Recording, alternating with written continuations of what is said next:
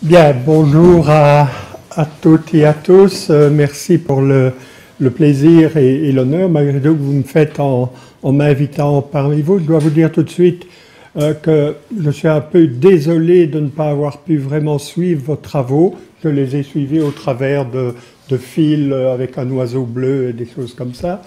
Mais hier, je suis enseignant d'abord et je devais m'occuper d'étudiants qui terminaient leur mémoire de master. Vous comprenez l'importance du moment.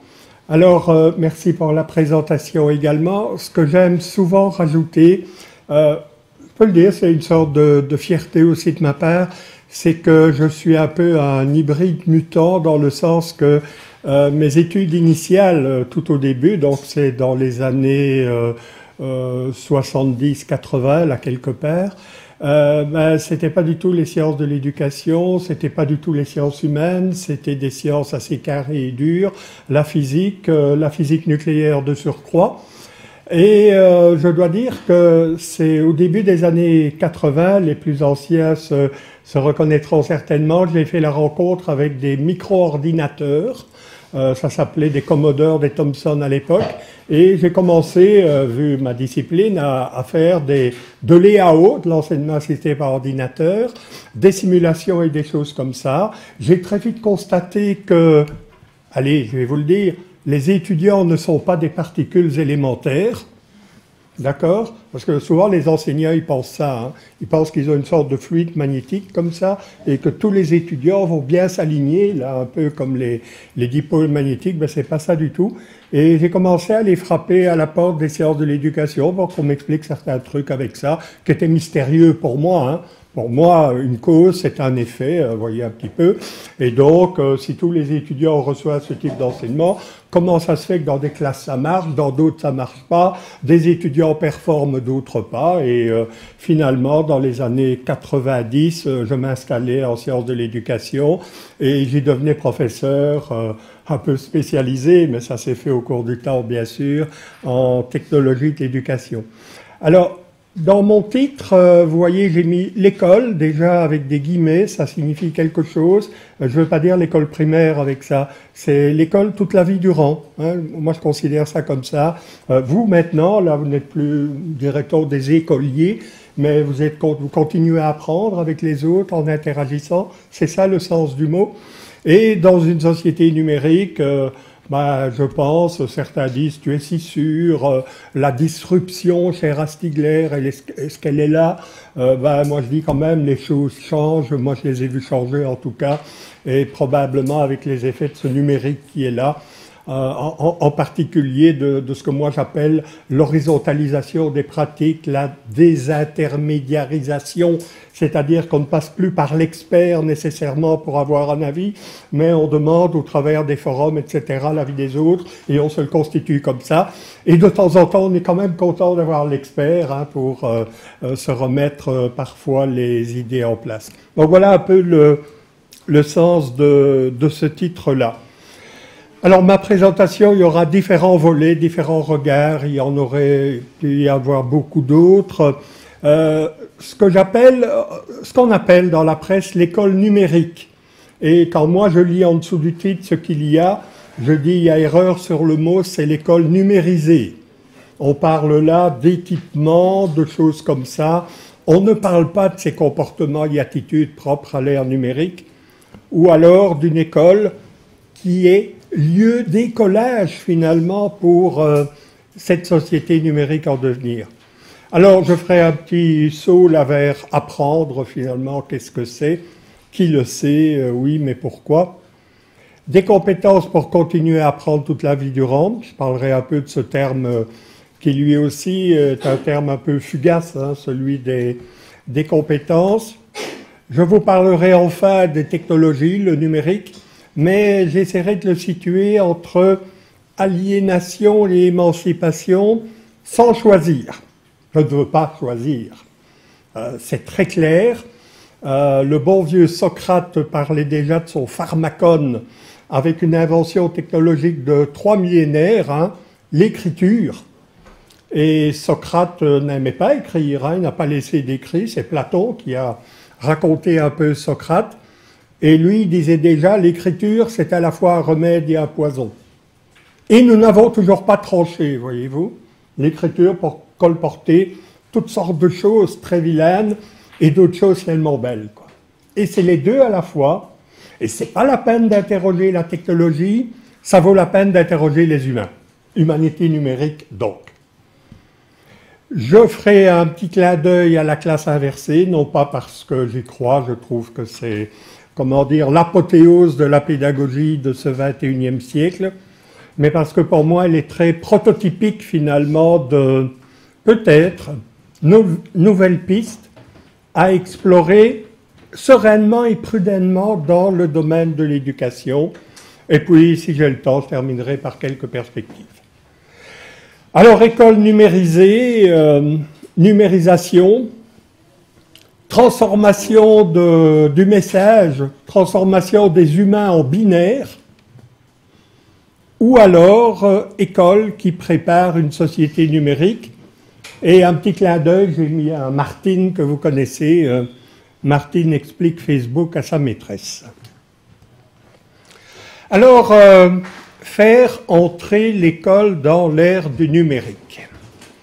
Voilà bien un message qui est colporté un peu partout par les politiques. Et ici, je reprends une affiche. Je ne donne même pas les références, vous la retrouverez.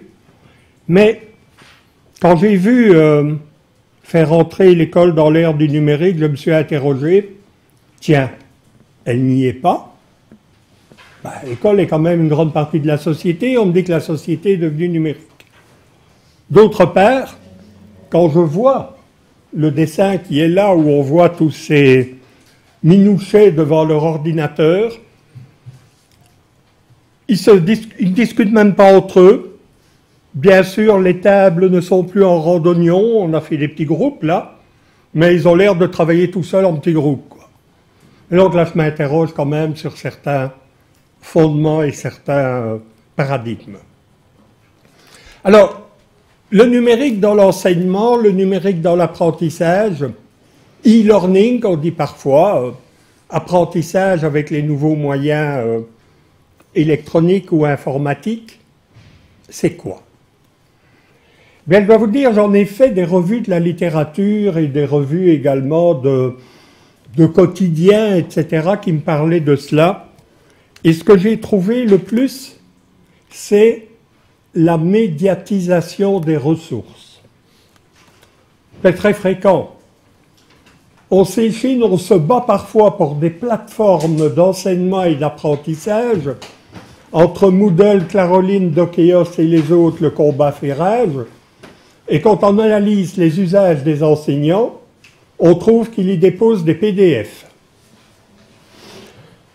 Ça me rend chagrin quelque part, puisque dans les intentions, on fait la liste de tous les outils possibles de ces plateformes, et l'usage, je l'ai mesuré de nombreuses fois, du dépôt de documents finalement, de la photocopie généralisée par le numérique, c'est 80-90% des usages. Ce dont on parle beaucoup moins, en tout cas dans le domaine de l'enseigner et de l'apprendre, c'est la médiation des interactions. Pourtant, dans la société en général, c'est la face visible de l'iceberg. On nous parle de blogs, on nous a parlé de réseaux sociaux, on nous a parlé de toutes sortes d'outils, d'annotation, de discussion, de collaboration, etc. Et malgré tout, dans l'usage à l'école, comme s'il y avait quelque chose qui inhibe cette entrée des technologies, on en parle quand même beaucoup moins. Et pourtant, pour moi, dans mon esprit scientifique quand même un peu corrompu, s'agit-il d'opposer finalement à la transmission des savoirs et les interactions dans la classe? Je ne le pense pas. Je pense qu'il y a une véritable systémique qui est encouragée.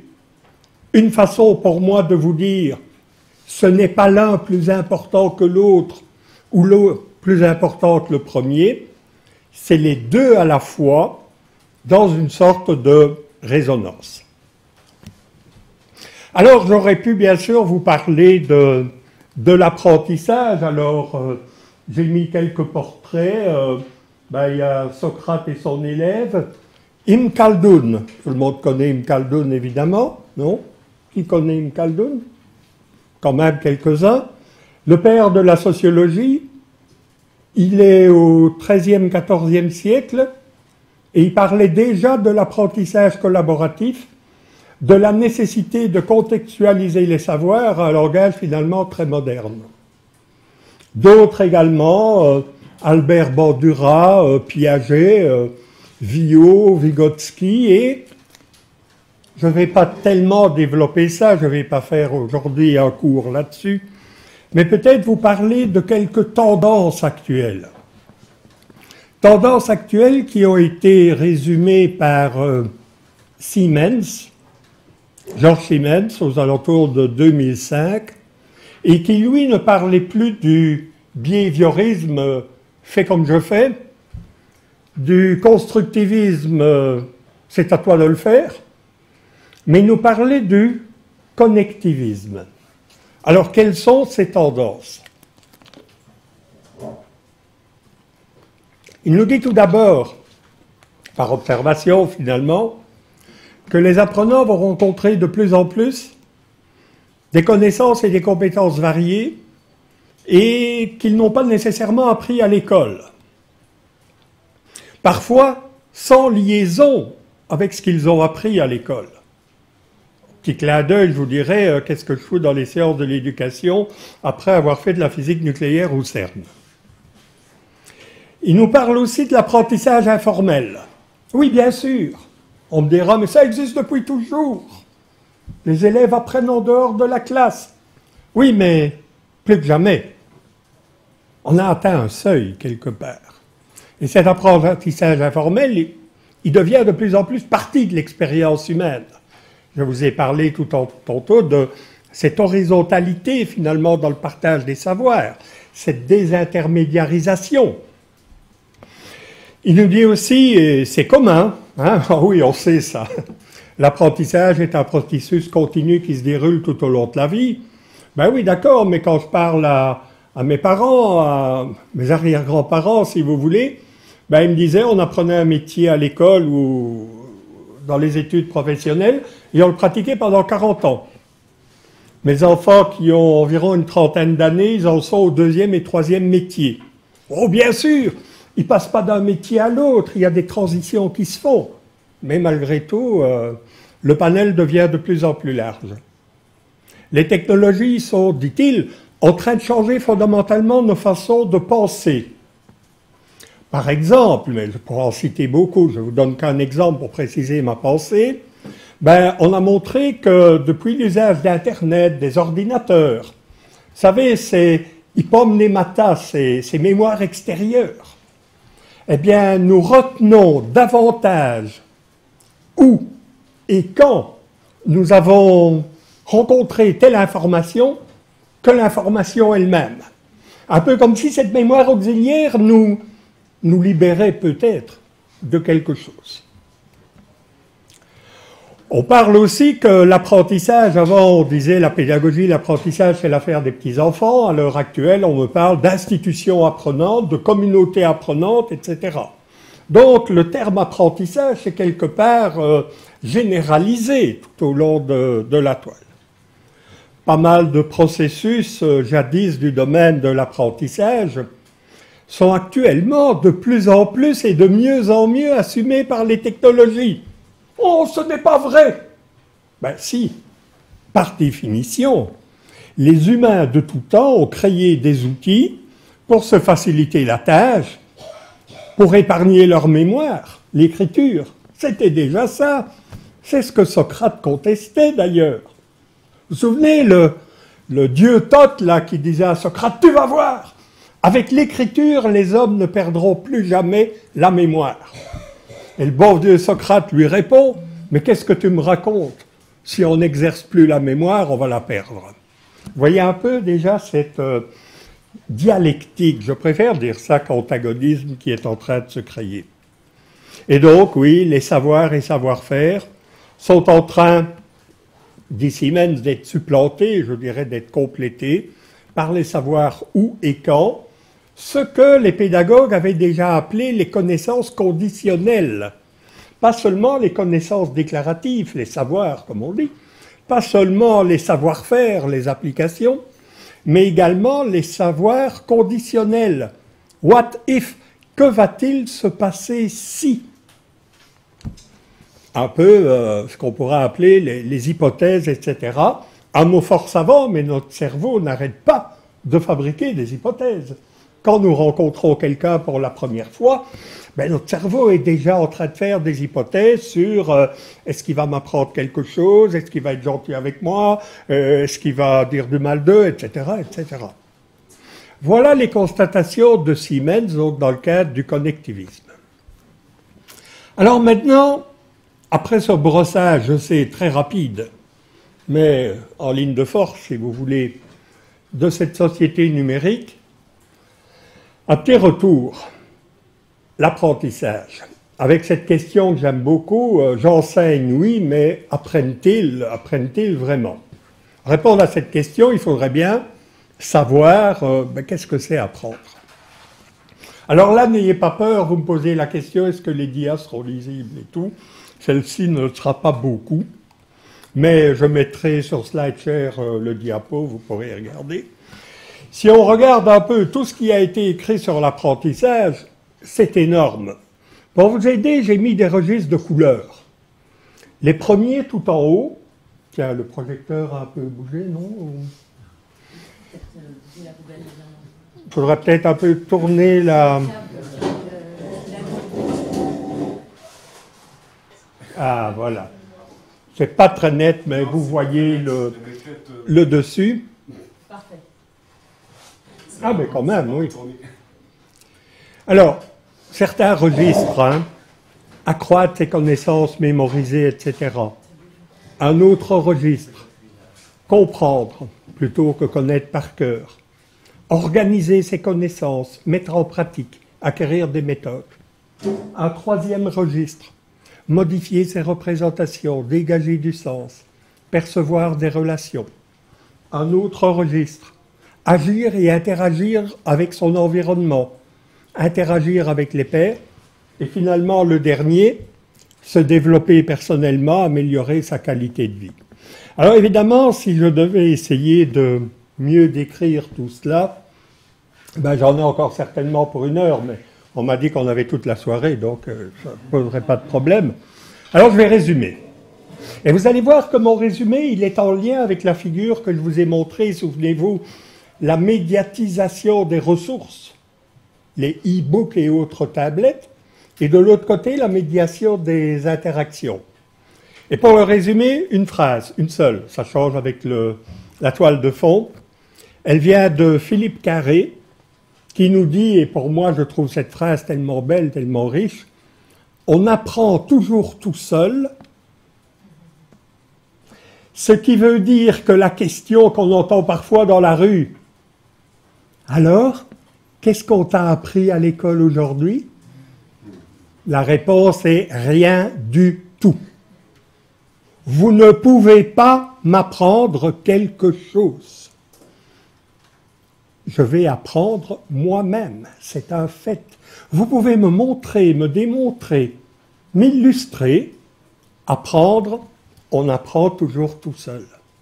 Mais alors, dans une forme d'oxymore, là, on apprend toujours tout seul, mais jamais sans les autres.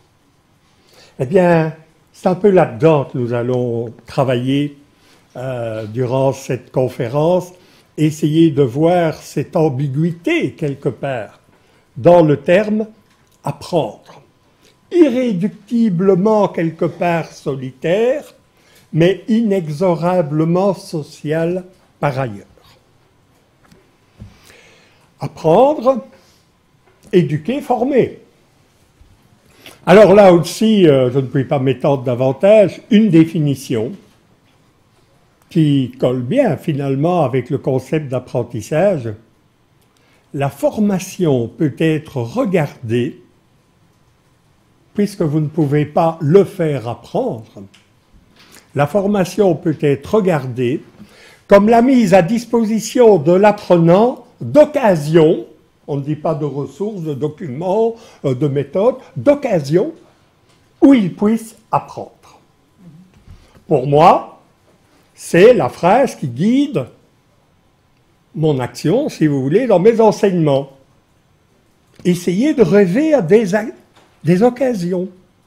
Et là, évidemment, le panel, si vous voulez, est infini. On peut faire apprendre en décortiquant un article de presse, en parlant du texte d'une chanson, on a parlé de ça ce matin, etc., etc. Alors, petit clin d'œil, ça me rassure. Il paraît qu'Einstein, qui disait quand même que Dieu ne jouait pas au dé, disait « Je n'enseigne pas mes élèves, je leur donne les conditions dans lesquelles ils peuvent apprendre. » Ça, vous m'avez demandé de venir m'exprimer là-dessus, ben, c'est ma façon de voir les deux concepts, apprendre et enseigner. Mais il y a des perturbateurs. Hein.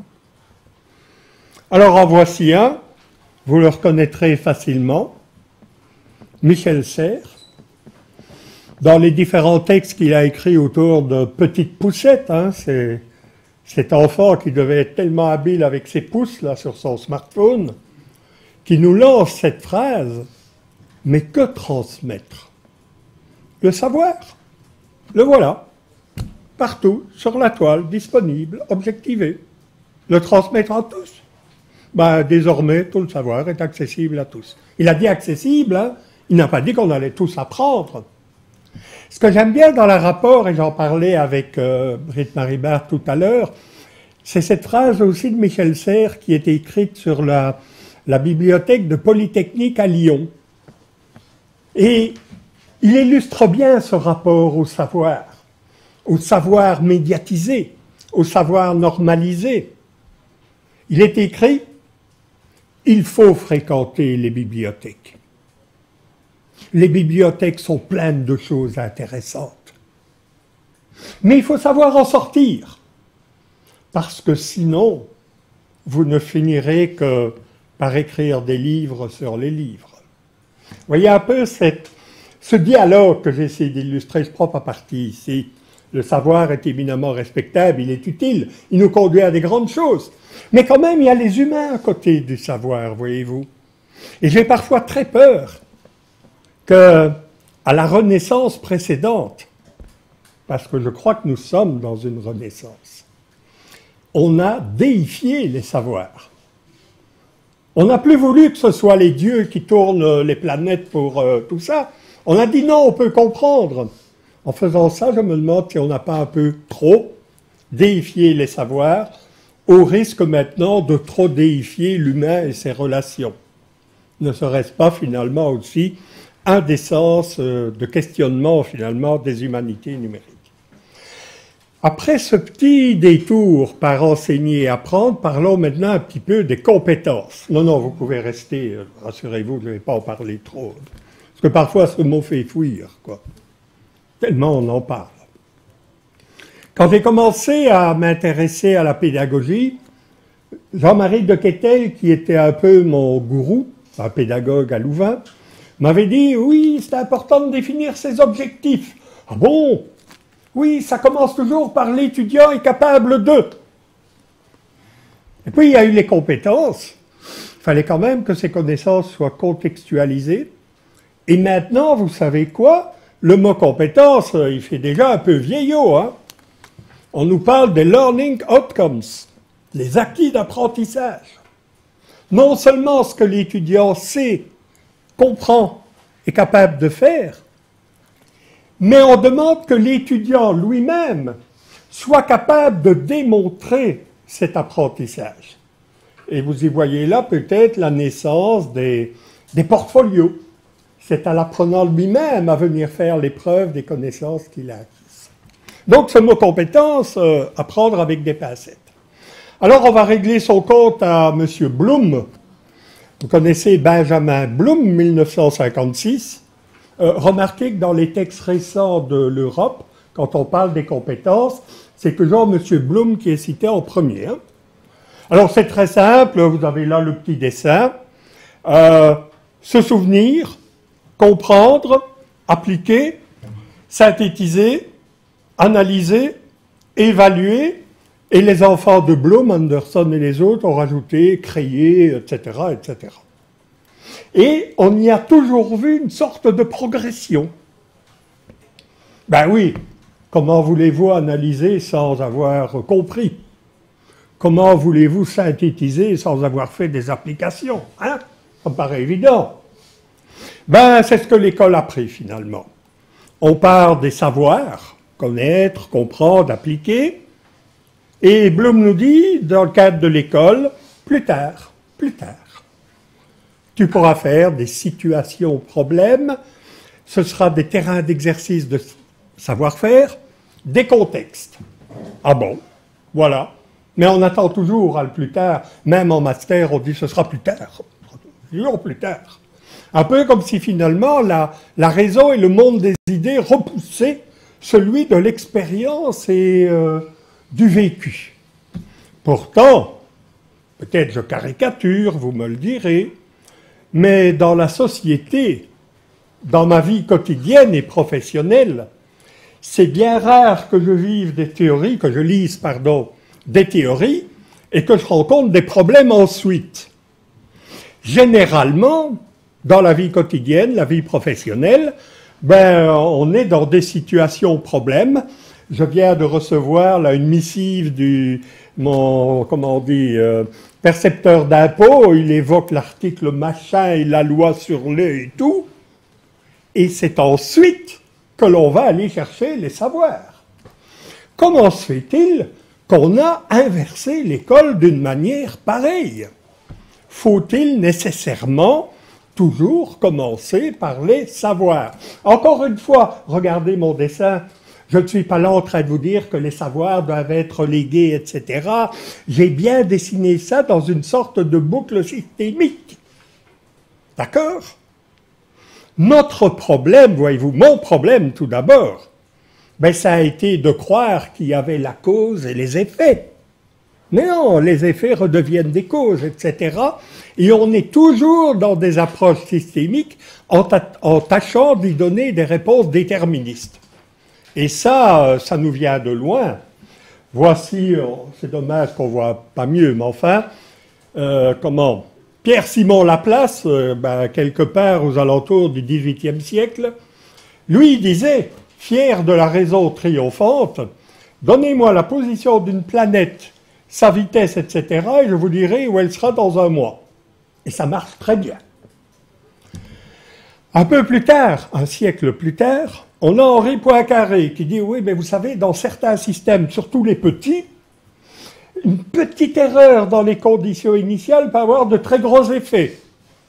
Si vous ne comprenez pas, vous écoutez Benabar, il chante l'effet papillon. Demandez à vos enfants, Benabar, effet papillon, il vous racontera ça. Et finalement, XXe siècle, Prigogine nous dit, mais vous savez, même dans les systèmes turbulents, où il y a des interactions de plusieurs choses, il arrive que certains événements mettent de l'ordre. Et donc, vous voyez qu'on passe de l'ordre au désordre, et finalement, le désordre peut être une source d'ordre, finalement, bien sûr, dans certaines conditions. Eh bien, j'y vois quelque part un peu une évolution des idées en pédagogie, avec le behaviorisme très normatif. Voilà comment il faut faire pour enseigner aux élèves. Surtout, ne leur souriez pas lors de votre premier cours en classe. Hein, vous pourrez conduire à toutes sortes de choses. Bon.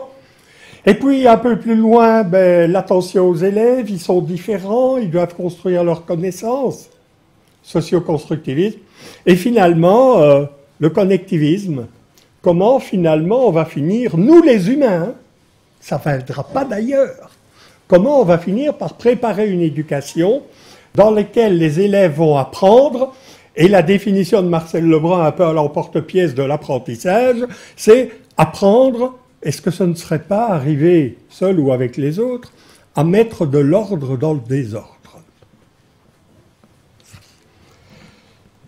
Savoir, compétences et outils, quelques apports. Bernard Stiegler, qui nous parle quand même d'une technologie, d'un numérique relativement toxique, voire disruptif, tout en nous disant, ce n'est pas nécessairement la technique, l'outil qui est toxique, mais peut-être que les problèmes relèvent simplement de notre incapacité à socialiser correctement les outils. Alors si vous voulez aller un peu plus loin dans le débat, je vous mets chaque fois une petite référence que vous trouvez sur le diapo.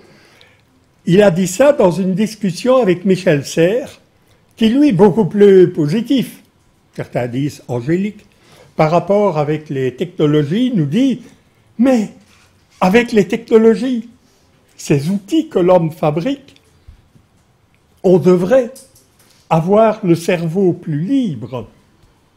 Pas le cerveau vide, le cerveau plus libre. » Comme toujours, Stanislas Dehaene, par exemple, qui nous parle du cerveau, etc., nous dit que notre cerveau est capable de recycler des zones qui sont moins utilisées pour pouvoir faire d'autres choses. Vous savez, enfin je ne sais pas, ce matin peut-être à Paris c'est comme ça, mais vous n'avez pas dû sortir dans la forêt pour aller chercher votre petit déjeuner et partir à la chasse. Nos ancêtres le faisaient, nous ne savons plus le faire. Mais cette zone-là, finalement, a été récupérée par les humains pour faire quelque chose. L'écriture, la lecture. Vous voyez donc, il y a des recyclages comme ça qui se font des différentes zones. Et donc, peut-être une certaine liberté. Ma question n'est pas tellement est-ce que nous sommes plus libres, moins libres. Je pense qu'à l'heure actuelle, on est quand même moins libre avec toutes ces technologies qui nous assaillent. Mais est-ce que ça relève d'un mauvais usage de notre part, d'une éducation qui est toujours à construire, d'une appropriation des potentiels des outils? Voilà les questions, et Michel Serres conclut volontiers en nous disant les technologies, le numérique, ici on dit comme ça, nous condamnent à devenir intelligents. Mais malgré tout, au-delà de Bloom et des autres, on commence à voir toute une panoplie de compétences qui sortent du registre des savoirs et des connaissances. On nous parle de l'esprit critique, on nous parle de la créativité, de la responsabilité sociale, de la communication, de l'alphabétisation, etc. Et vous voyez dans mon dessin, là, il y a un petit anneau blanc autour. Le petit anneau blanc, c'est les savoirs et les disciplines. Un peu comme si elles étaient reportées comme étant des outils pour faire autre chose. Je parle là toujours de ces savoirs validés, normalisés, etc., tels que je les ai décrits. Alors passons au numérique maintenant.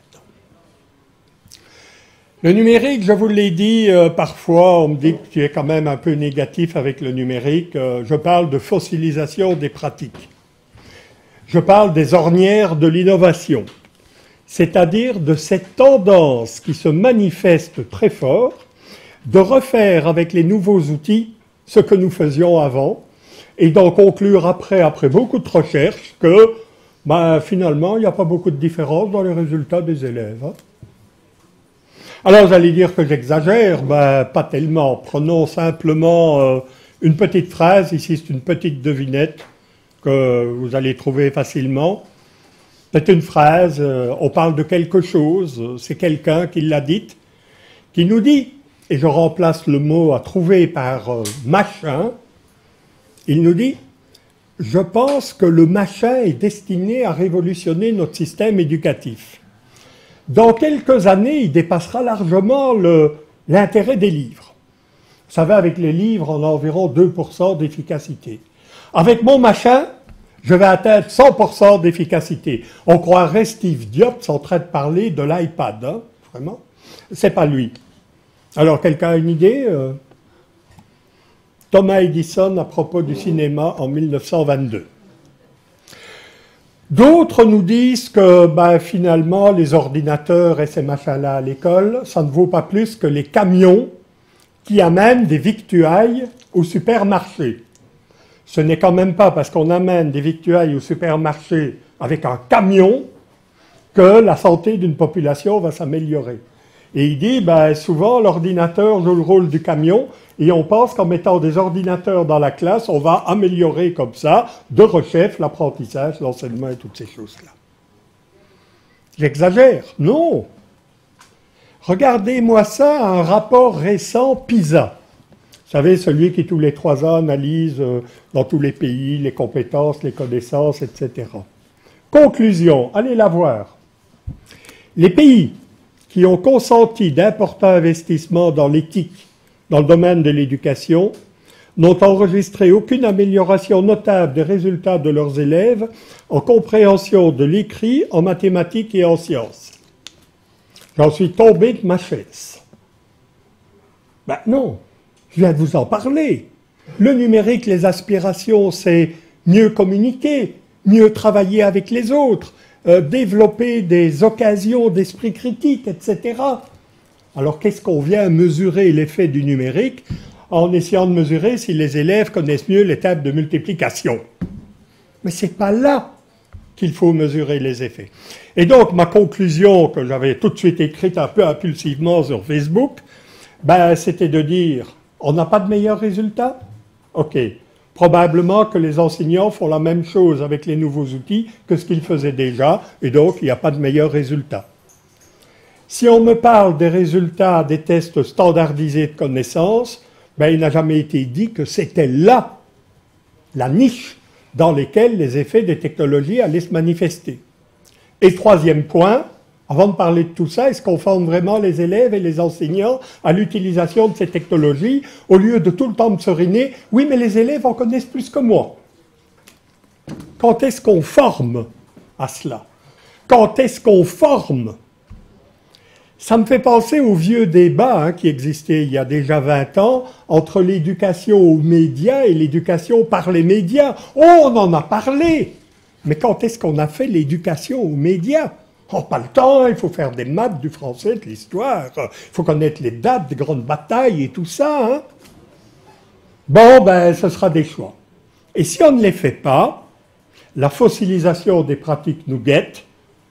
Ce que j'ai traduit par cette image, là, un peu caricaturale, vous voyez à votre gauche un professeur qui utilise les anciens outils, une tapette pour battre les tapis. À votre gauche, il utilise un aspirateur, mais il utilise l'aspirateur comme ça pour battre les tapis. Et après ça, on fait des études pour voir si l'aspirateur apporte vraiment quelque chose, quoi. Ben voilà, mon image des technologies est un peu noire. Hein. C'est un peu noire, mais je vous dis, j'y crois beaucoup à ces potentiels. Mais tant que nous-mêmes, nous continuerons à déifier l'outil comme si sa seule présence allait résoudre tous les problèmes, ben, je ne crois pas qu'on va arriver grand-père et ça risque de nous aliéner beaucoup plus que de nous émanciper. Pourquoi? Ben, parce que nous pensons très vite que les technologies vont avoir un effet sur la pédagogie. Comme ça, la cause et l'effet, si vous voulez. Bien sûr qu'il y a du potentiel, je le sais bien. Ces technologies nous parlent de collaboration, de coopération, de communication, d'inventivité, de pilotage de projets, de résolution de problèmes, etc., etc. Mais le gros problème, c'est que, à part ces promesses, nous ne nous rendons pas compte que pour que les technologies aient un effet sur la pédagogie, il faut que la pédagogie change d'abord. Et ça, c'est extrêmement difficile à faire comprendre, qu'on me dit, oui, mais vous dites les choses et leur contraire. Vous dites que la pédagogie va avoir un effet, pardon, que la technologie va avoir un effet sur la pédagogie, mais vous dites que la pédagogie doit changer. Oui, je le dis, je le répète, et je dis les deux à la fois. C'est ce qu'on appelle de la systémique, il n'y a rien à faire, et elle se construit pas à pas par l'expérimentation, le partage des pratiques, les échanges comme ceux que ben, vous faites pendant ces journées, entre les promesses et les nécessités, ben, je crois qu'il y a là quelque chose à trouver. Alors je termine finalement déjà, après ce rapide survol, non pas des menaces, des enjeux quelque part, en essayant de décrire un exemple que j'ai travaillé ces derniers temps, que je vais vulgariser un peu ici, et vous avez dit, je ne dis pas la classe inversée comme on le dit souvent, comme si c'était la méthode à appliquer, vous verrez pourquoi, je dis les classes inversées. Alors oui, j'ai écrit un ouvrage chez Canopé à ce sujet-là, voilà, c'est dit. Alors, l'idée, ben, c'est de nouveau que l'enseignement, malgré la place présente des technologies, ben, on est passé d'un enseignement qu'on appelait ex cathedra, de la chair finalement, à d'autres formes beaucoup plus modernes. Vous voyez là un amphi, tous les étudiants, un ordinateur sur les genoux. Je ne vois pas vraiment où est le grand changement conceptuel. Et finalement, nous sommes sauvés. Voilà ce qui se passe. Nous avons maintenant des vidéos avec des professeurs qui donnent cours dans des amphis et on peut même les regarder à la maison. C'est chouette, hein? Vous trouvez pas? Mais qu'est-ce qui est changé là-dedans dans ces rapports que j'ai essayé d'introduire entre l'enseigner et l'apprendre? On reprend des images d'un amphi, on les met sur Internet et on appelle, si on extrapole un petit peu, les MOOC, les Massive Open Online Courses. Nous sommes sauvés. Ben non, encore une fois, c'est vrai qu'il y a une tentative d'externalisation des savoirs, de mise à disponibilité, qui est évidemment permise par les technologies. Mais ce dont il faut se rendre compte, que cette balance présence-distance induit également des changements dans les rapports enseigner-apprendre. Ben, c'est un peu ça, finalement, les classes inversées. Mais malheureusement, le message est trop vite compris et ça donne ceci. Vous avez deux colonnes, la présence-distance. Alors, présence, c'est en classe. Distance, comprenez-moi bien, c'est à distance de l'enseignement, de l'enseignant. Ce n'est pas nécessairement à la maison, mais c'est par exemple dans un centre média où les élèves travaillent les uns avec les autres sans la nécessaire, directe et continue supervision d'un enseignant, à distance de la classe. Les deux lignes, enseigner, apprendre, je vous ai introduit rapidement à cela. Alors, traditionnellement, on me reproche parfois d'utiliser ce mot, je crois que tout le monde le comprend bien, l'enseignement se passe en présence. Le cours se donne à 14 heures dans l'amphi 14. L'apprentissage, on apprend toujours tout seul. L'étudiant se retrouve dans sa chambre d'étudiant ou en train de faire ses devoirs et il est bien seul pour réaliser tout ça. Que nous disent les classes inversées? On va translater. On va translater. On n'est pas encore dans l'inversion, hein, Jean-Charles. On va translater. Comment fait-on ça? La partie enseignement qui se faisait en présence, on peut porter une partie en distance. Et vous avez vu le fameux clin d'œil que je fais l'air de rien en mettant des livres. Bon, voilà. Et l'apprentissage, qui est à distance, on le ramène en présence en disant on apprend toujours tout seul, mais jamais sans les autres. Et donc, on va faire des choses beaucoup plus intéressantes en classe, sous la supervision de l'enseignant. Les enfants ne seront plus tout seuls, et c'est bien, pour faire leurs devoirs. Ils auront des chances sans doute plus égales, le professeur pouvant demander aux plus forts d'aider les plus faibles, d'avoir une attention, une différenciation plus élevée envers les plus faibles, etc., etc. Le grand malheur, c'est que ce modèle-là, il est très vite devenu les flipped classrooms, les classes inversées, lectures at home, les leçons à la maison, and homework in classes, les devoirs à l'école.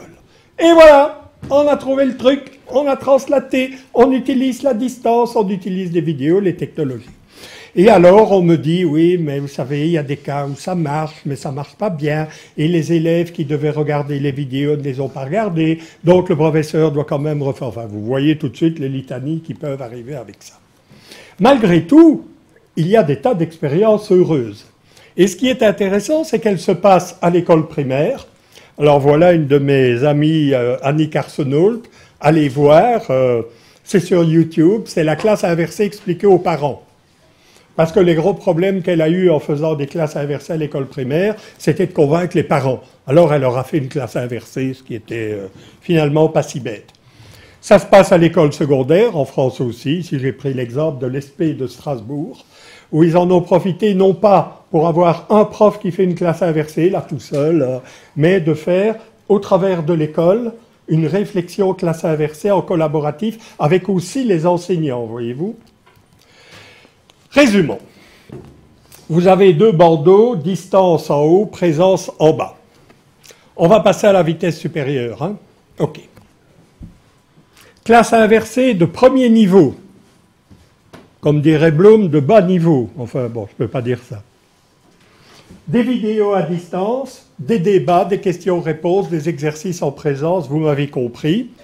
C'est le premier niveau pour moi des classes inversées.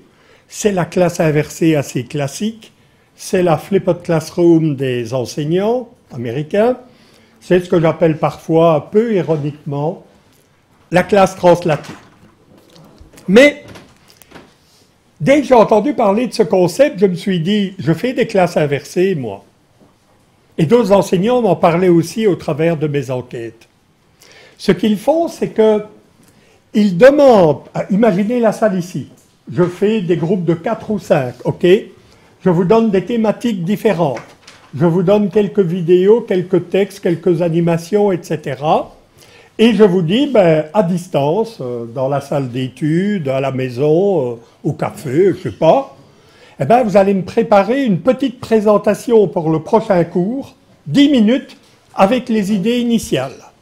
Ou bien, tel groupe, vous allez présenter tel auteur, et tel groupe, un autre auteur qui est un peu en conflit. Et vous allez revenir avec ça. Vous voyez la différence, c'est que ce n'est pas l'enseignant qui a mis les savoirs au travers de vidéos à distance, mais j'envoie mes élèves à distance pour aller chercher de l'information. Ben oui, on me dit que c'est la société de l'information, que les ressources sont externalisées, qu'il y en a partout, etc. Allons voir si c'est vrai, bon Dieu, ramenez-moi ça. Et c'est ce que je faisais dans mes cours. C'est ce que j'ai appelé, là, la deuxième colonne, le niveau 2. Vous voyez que c'est un processus d'inversion. Je joue sur la présence et la distance, je joue sur les activités et interactivités, j'essaie de rendre à la présence son sens, son potentiel d'interaction qu'elle a. Je rencontre là des humains qui peuvent travailler ensemble, etc. Et malgré tout, je ne suis pas encore satisfait.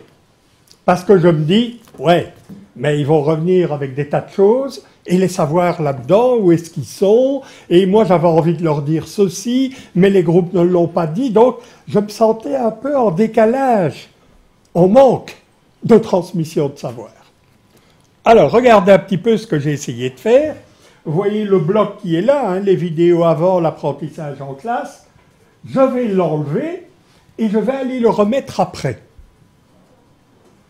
Et ça va me donner finalement un ensemble, non plus prescriptif. Il faut montrer des vidéos avant et on va faire des exercices pendant, ou bien il faut demander aux élèves d'aller chercher. Mais encore une fois, on ne va pas être en opposition du magistro-centré, le savoir d'abord, l'enseignant, même par l'intermédiaire de la vidéo, où c'est les élèves qui amènent le savoir. On va essayer de combiner les deux.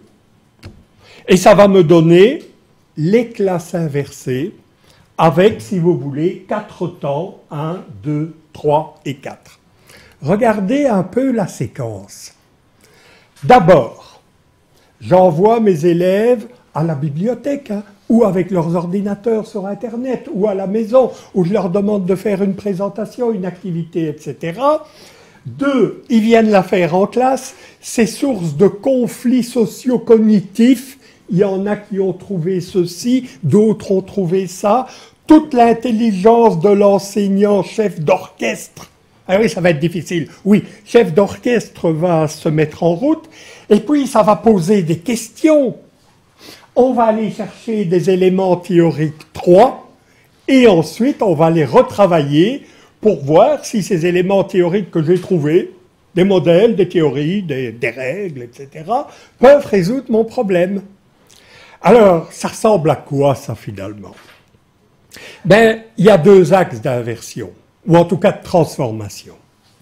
Le premier, c'est ce que j'appelle les rapports au savoir.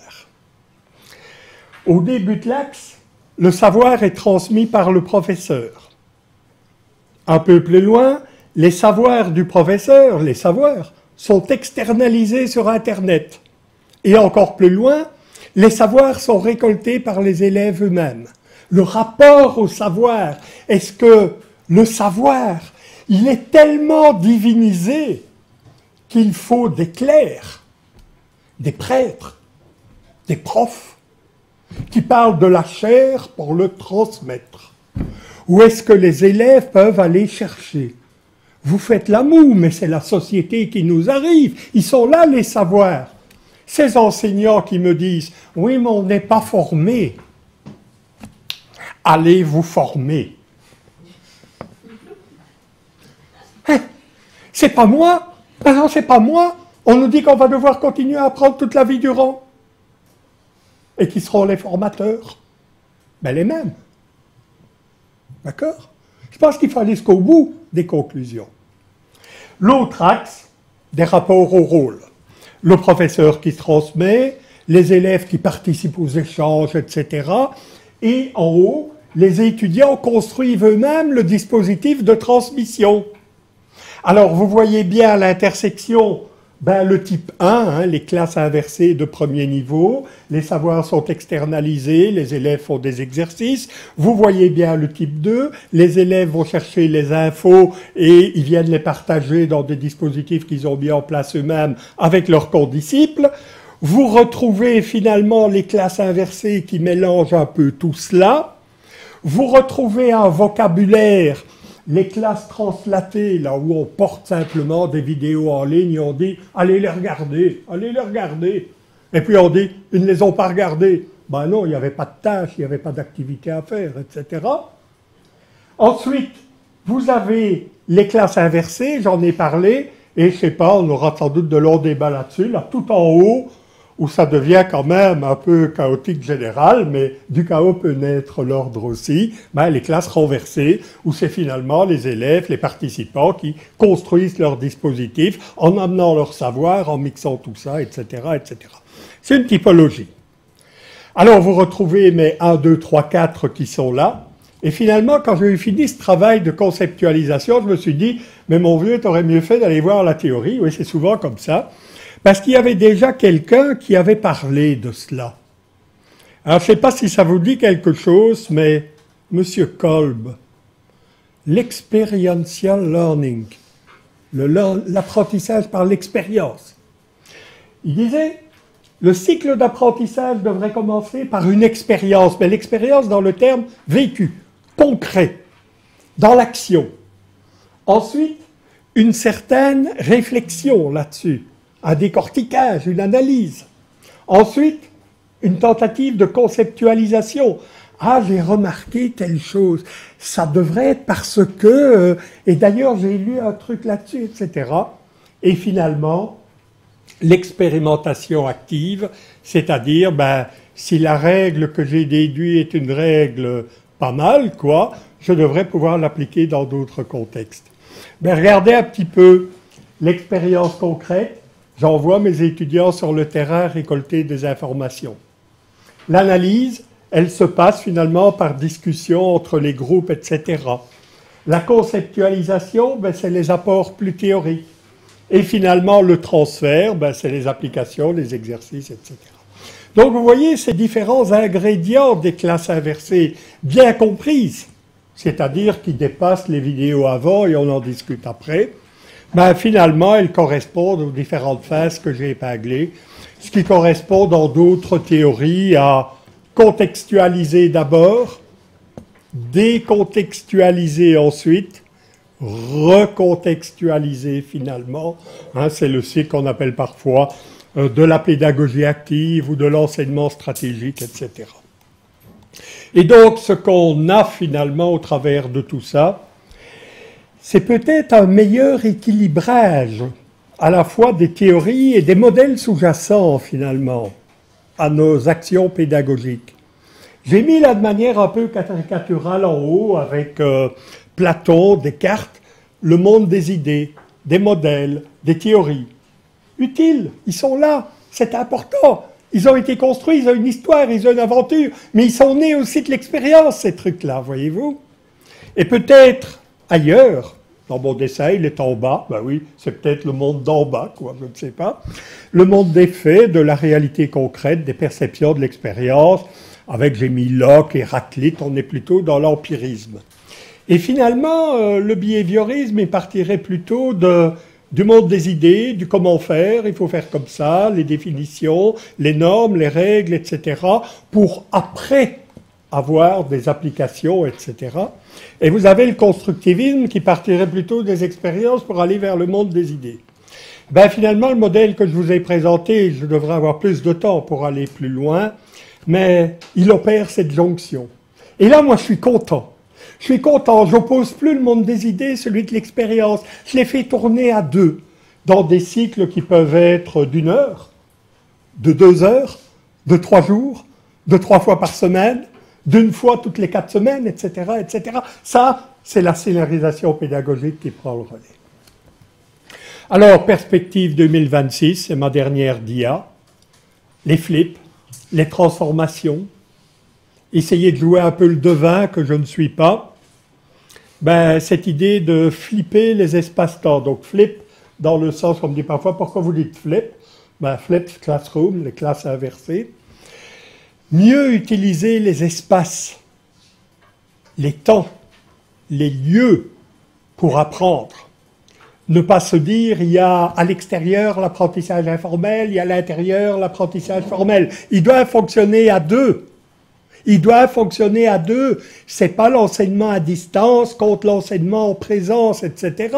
Sinon, alors on se met d'accord, mais on arrête de me parler d'apprentissage toute la vie durant, qu'on va devoir réapprendre à différents niveaux de notre vie, que l'apprentissage informel devient de plus en plus important, et que de toute façon les gens apprennent des choses qui ne sont pas juste sur Internet. Oui, et alors? Et alors?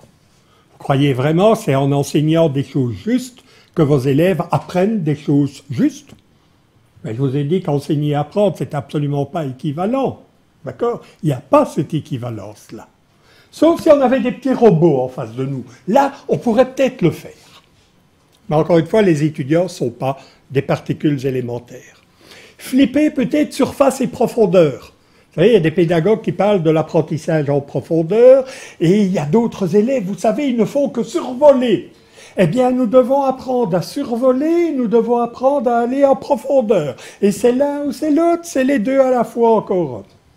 Et ça, vous voyez bien, ça va demander quand même des profils et des postures de formateurs extrêmement différents que ceux qu'on a appris finalement de manière formatée à appliquer règles et astuces ou recettes en salle de classe. Flipper les savoirs et les taxonomies, faut-il opposer les savoirs et les compétences? J'ai toujours trouvé ça ridicule, parce que quand je vois les définitions des compétences, je prends celle de Tardif, Jacques Tardif de mémoire. Une compétence, c'est un savoir agir qui s'appuie sur des ressources internes et externes. Donc, par définition, la compétence inclut la notion de savoir. Et donc, on a presque une systémicité d'un double ordre, celle au sein de la compétence et de la compétence qui va s'organiser avec le contexte. Apprendre à nos élèves et à nous à mettre de l'ordre dans des structures désordonnées. Ne pas seulement enseigner des cartes de géographie, vous savez, les cartes, pour aller de tel endroit à tel endroit, il faut passer par tel endroit, attention à cet endroit-là, il y a un rétrécissement de la chaussée, etc.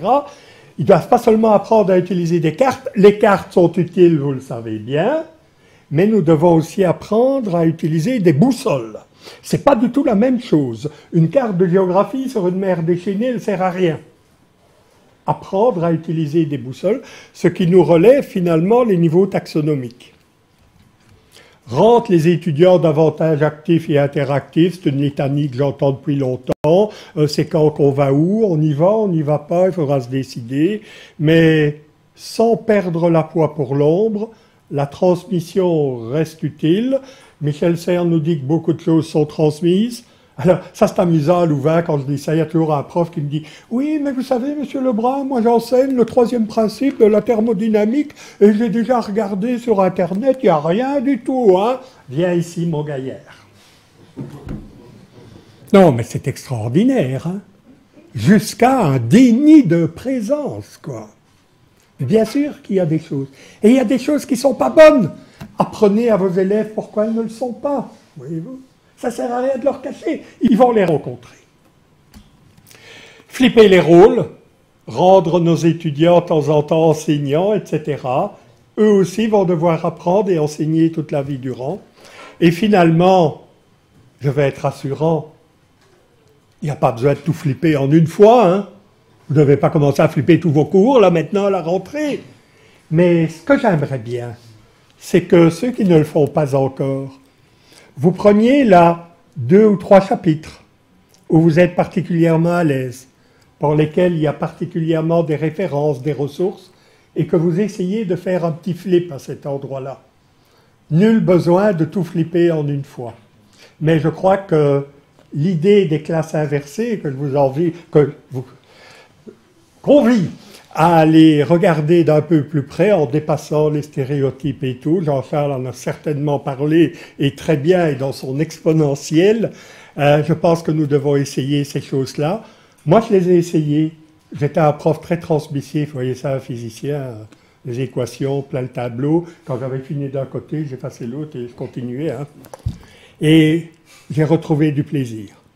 J'ai retrouvé du plaisir à travailler avec les étudiants, de voir cette connaissance qui se construisait, pas seulement chez eux, chez moi aussi, parce qu'ils m'apportent des choses. Hein. Ah oui, Monsieur Lebrun a trouvé ça, qu'est-ce que vous en pensez?